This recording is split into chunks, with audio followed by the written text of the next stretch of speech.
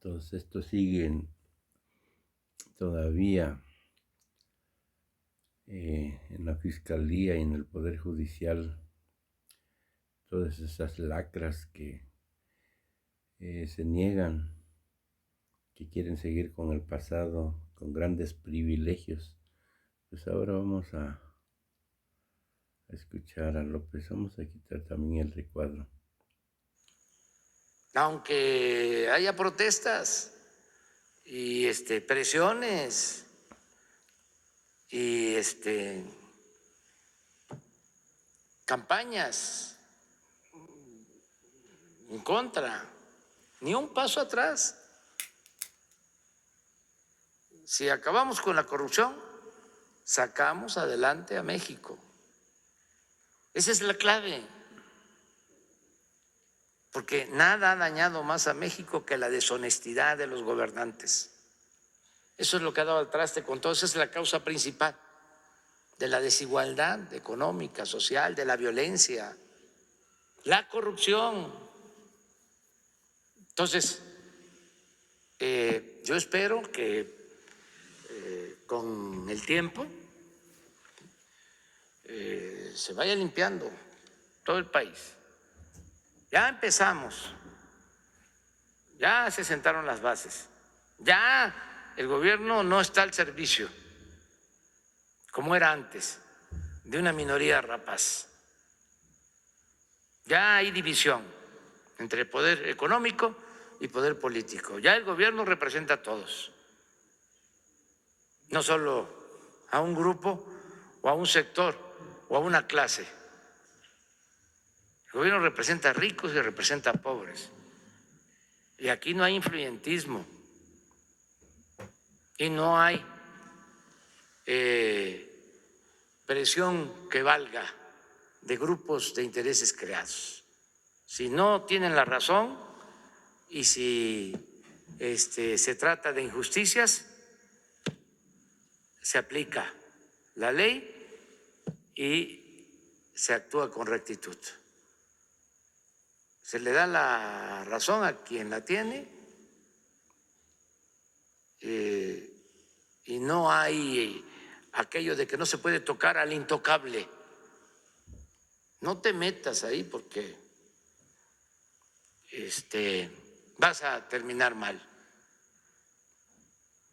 No te metas con el cuarto poder. Que dicho sea de paso, hay muchos periodistas, medios de comunicación que actúan también con apego a la verdad, que hacen un buen periodismo profesional y ahora con el Internet y con las redes sociales, pues hay una gran defensa. Antes, repito, aunque parezca disco rayado, estábamos en estado de indefensión. Los que controlaban los medios formaban la opinión pública. Acuérdense de la historia, lo que siempre cuento, de cómo los conservadores, después de la tragedia, después de que Santana entrega más de la mitad del territorio, después de ese gran zarpazo, se tiene que ir al extranjero, al exilio. Imagínense la tristeza del pueblo de México, la desolación, perder la mitad de nuestro territorio. Y todavía los conservadores deciden ir a buscarlo para que regrese. Y le escribe el ideólogo del conservadurismo, Lucas Salamán, una carta y le dice: no se preocupe, venga, nosotros manejamos la opinión general porque tenemos el control de los principales periódicos de la capital y de los estados. Nosotros manejamos la opinión general, nosotros manejamos la opinión pública a través de los medios. Estamos hablando de 1852, aproximadamente, 51, 52. Y ahí viene de regreso Santana a terminar de destruir al país porque todavía vendió otro pedazo del territorio nacional y derrochó el dinero y se volvió en Alteza Serenísima, 11 veces presidente de México. Pero a lo que voy es el papel que tenía la prensa. Mucho antes de que Hitler con Goebbels acuñaran la frase de que una mentira que se repite muchas veces puede convertirse en verdad. Bueno, todo eso se mantuvo durante décadas. Y resulta que a partir de hace 5 años, 10 cuando mucho, surgen las redes sociales y entonces se produce un ambiente de apertura, de libertades, nunca visto. Y cada ciudadano puede opinar y participar. Y ya no hay cercos informativos. Ya no se puede silenciar a nadie. Antes, ¿cuál era el distintivo de los medios de información? La máxima. ¿Sí?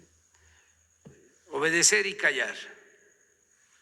De la mayoría de los medios. Aplaudir, gritar como pregoneros, ¿no?, en contra de los opositores y callar como momias cuando se trataba del poder. Pues ya eso ya está por terminarse. Entonces, estamos hablando de una gran transformación, de modo que de esa forma vamos a seguir avanzando, limpiando de corrupción al país, que no haya corrupción y que no haya impunidad. Vamos con, a ver tú.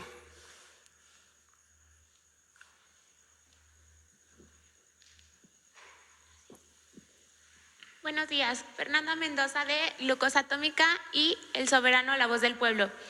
Preguntarle al doctor Reyes, nuevo director del Politécnico, ¿cuál es su balance del instituto? ¿Qué Politécnico recibe y qué Politécnico desea entregar? ¿Y cómo planea resolver el problema de corrupción, en la falta de lugares en inscripciones, el PIDAE y en la opaca asignación del presupuesto? En esta pandemia, ¿cómo apoyará la trayectoria de los estudiantes? A ver, doctor.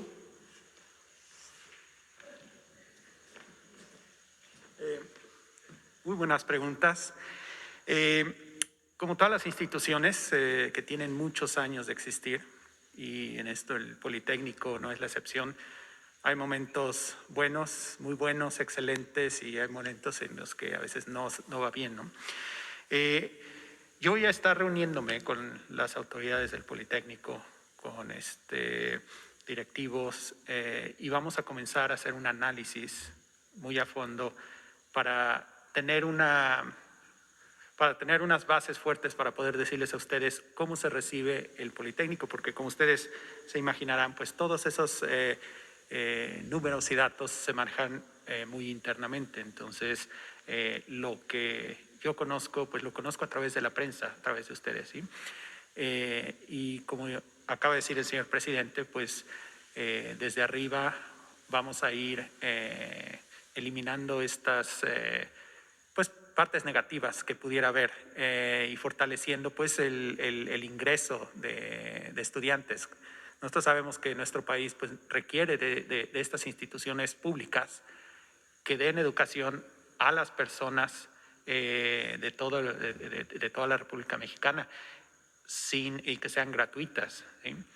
Por supuesto, creo que en México pues tenemos una gran variedad de universidades que uno puede elegir, que sean gratuitas o que sean pagadas, y eso creo que también es una fortaleza. Pero en cuanto al instituto, pues vamos a estar reuniéndonos con las autoridades, y yo le pediría que nos esperara un momento, unas semanas, para poderles dar un balance fiel de cómo se recibe la institución y qué medidas vamos a tomar para mantener la excelencia, porque primero hay que decirlo, el Instituto Politécnico Nacional es una de las mejores instituciones de educación en nuestro país. Entonces, de excelencia, eso no cabe duda. De que podemos fortalecerla, lo vamos a hacer. Si me permite otra pregunta, es sobre un tema que nos interesa mucho a la comunidad politécnica. Es la erradicación de la violencia de género en las aulas. ¿Cuál será su estrategia para atender este problema? Y también si ya tiene listo su equipo de trabajo o quiénes serán. Usted, siendo de NCB, ¿tiene algún compromiso con Mario Rodríguez Casas o el grupo de funcionarios que dejan el Politécnico? En primer lugar, creo que un tema muy serio y muy delicado es la violencia de género. En eso estoy completamente de acuerdo en que esto se debe de atacar. Esto es algo que se trabaja muy fuerte en las instituciones en las que yo he estado, y es algo muy positivo el haber estado en algunas de estas instituciones en los Estados Unidos, en el Reino Unido, donde este tipo de cosas pues son muy serias. Y el primer día que uno pone un pie en una institución en estos países, una de las primeras actividades que uno recibe es precisamente el darse cuenta qué constituye violencia de género, qué constituye acoso sexual, y son cursos que yo recuerdo desde el primer día uno toma. Entonces, creo que es importante que todo esto se transmita desde los estudiantes hasta los académicos, al personal administrativo, para que uno tenga presente qué cosas no deben de suceder, qué cosas no debemos de hacer y qué cosas debemos de fomentar. En cuanto a ciencias biológicas, la escuela donde yo me gradué, pues no tengo relación con el actual director. Apenas lo voy a conocer. Bueno, la relación que tengo es que a lo mejor hace años, cuando yo me gradué de la maestría, seguramente él, cuando era director de la Escuela Nacional de Ciencias Biológicas, pues debió haber firmado mis documentos. Es ahí donde yo por primera vez escuché su nombre, y bueno, no tengo pues ningún grupo de poder ni de preferencia, sino que mi intención es sentarme con todas las direcciones de todas las escuelas y trabajar abiertamente y equitativamente con cada uno de ellos y de ellas. Y respecto a su equipo de trabajo. Estamos evaluando ya algunos nombres, estamos comenzando a hacer eso, y seguramente ya tendremos nombres en las siguientes semanas. Ahorita pues se atraviesa un periodo donde las escuelas cierran y saldrán de vacaciones, y estas primeras reuniones que vamos a tener pues va a ser para comenzar a valorar los perfiles que, como yo le dije al señor presidente, pues la honestidad va a ser una de las principales características que deben de tener, además de la eficiencia. Esa es una de las prioridades que se tiene. Gracias. Presidente, y hablando de educación, ¿cuál es su postura sobre la nueva Ley General de Educación Superior? La Confederación de Estudiantes de México sostiene que con esta modificación el sector empresarial podría incidir en las universidades públicas. ¿Qué nos podría decir al respecto? Gracias. Pues lo que conozco es que se aprobó por amplia mayoría, por unanimidad. Entonces, creo que es una buena ley. De todas maneras, hay que recoger estas inquietudes y saber de qué se trata, qué es lo que les preocupa, ¿no?, a sectores estudiantiles o académicos. Pero hasta me llamó la atención 108 a favor y 0 en contra. 0 abstenciones. Sí, entonces se analizó en la Secretaría, ¿no?, durante mucho tiempo. Pero de todas maneras la vamos a ver. Adelante. A ver, pero Bueno, eso del... está bien. Adelante ya. Si no, ya después se me va. Perdón. Buenos días. Juan Hernández del periódico Basta y del Grupo Cantón. Referente a, precisamente, usted hablaba de los retos y uno de ellos es la internacionalización del Politécnico. ¿Cómo va a lograr precisamente cumplir con esta meta si estamos hablando ahorita precisamente de una nueva normalidad, de un nuevo mundo precisamente post-COVID, en donde pues vamos a hablar de nuevas tecnologías, vamos a hablar de nuevas generaciones precisamente que se van a preparar para enfrentar un mundo, pues ahora sí que con una sana distancia bastante grande, ¿no? Y ya aprovechando, señor presidente, usted hizo un llamado precisamente a la sana distancia, a que la gente se quede en casa. Sin embargo, no bueno, ha habido sectores de la población que sí lo han cumplido, como fue en el caso de la Virgen de Guadalupe, pero ahora viene el reto más grande, que es la época navideña. No me estoy refiriendo en sí a las personas, me estoy refiriendo a las empresas, que se están preparando precisamente para hacer estas ventas pues prácticamente de sacar todo lo que tienen ahí de sus mercancías, pero hay un riesgo muy grande que es precisamente los contagios y que no están tomando medidas de seguridad. Estamos viendo ahorita en los últimos días que precisamente plazas comerciales, tiendas departamentales no han cumplido precisamente con este llamado que usted está haciendo. ¿Qué se tendría que hacer al respecto y si va a actuar la Profeco en este aspecto precisamente para regular y evitar precisamente que haya contagios? Bueno, primero, a ver, el doctor, porque es una pregunta la que haces que está muy relacionada con el trabajo del doctor y fue por lo que decidimos invitarlo a participar, que es un científico y tiene que ver precisamente con vacunas. Entonces, ¿qué nos puede decir de eso? En primer lugar, la internacionalización creo que requiere un entendimiento entre las personas de instituciones de diferentes países. Yo en mi experiencia he tenido muchos intentos de internacionalización, he fomentado proyectos entre el Reino Unido y entre México, entre Estados Unidos y entre instituciones de México. Muchas ocasiones, a veces todo se queda en un intento temprano, no avanzan las cosas. Creo que es el entender cómo piensa la otra parte y entender qué quieren, qué necesitan y de qué se beneficiaría tanto la parte mexicana como la parte extranjera.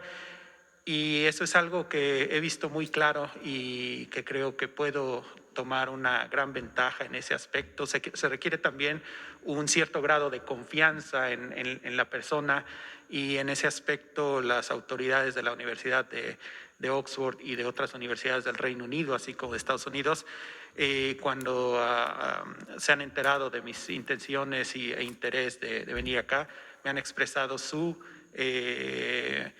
gusto y sus ganas de colaborar y de trabajar para que nuestra institución pueda abrir esas puertas a personal, a estudiantes, académicos, para estudios en el extranjero o también de allá para que vengan a México y que nutran también de ciertos conocimientos y de esa mentalidad que se tiene en algunos lugares. Otra cosa muy importante es que esta pandemia nos ha dejado en claro que podemos, de depender muy bien de las redes sociales, de los equipos de cómputo, para poder estar en contacto con cualquier persona en cualquier parte del mundo. Yo le puedo comentar algún ejemplo.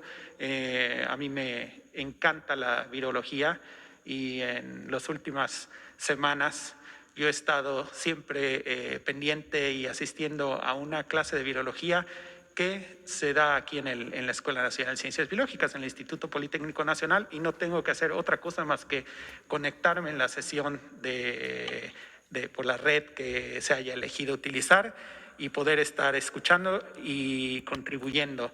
Entonces, creo que esta pandemia nos ha dejado en claro que podemos trabajar desde lejos, y eso va a permitir que la internacionalización pueda dar pasos más acelerados y podamos acercarnos más entre diferentes países. Eso es lo que quisiera decir. No sé, sobre vacunas, señor presidente, quería que comentara algo de,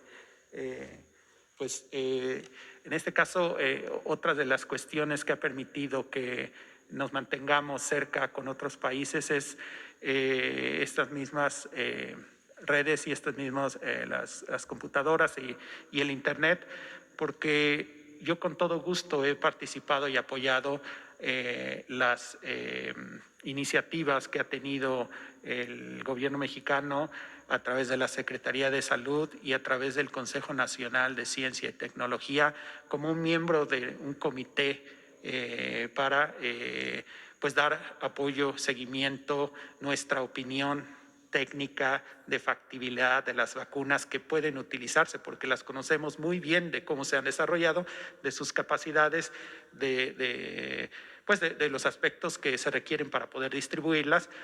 Y esto no ha sido otra cuestión más que nos lo ha permitido el estar en contacto a través de redes, de computadoras, de Internet, y creo que eso es algo, si es que se puede hablar de algo positivo de esta pandemia, es esto, que nos ha permitido saber que podemos trabajar desde lejos.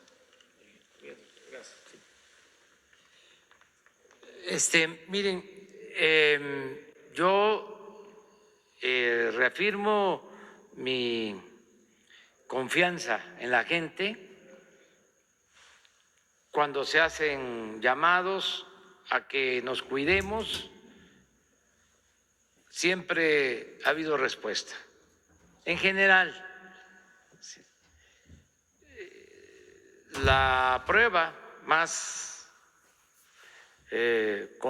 contundente fue lo que sucedió el 12, el Día de la Virgen de Guadalupe. Estamos hablando de la celebración más importante del país. Yo puse en mi Face de que los mexicanos en general veneran a la Virgen. Eso está en primer lugar y es así, nacional. Uno puede ir a los pueblos más apartados, pero no solo del centro, del sur, del sureste, donde hay más tradiciones culturales por mayor presencia de culturas prehispánicas, sino también en el norte, en los caminos más apartados, allá en una piedra, la imagen de la Virgen.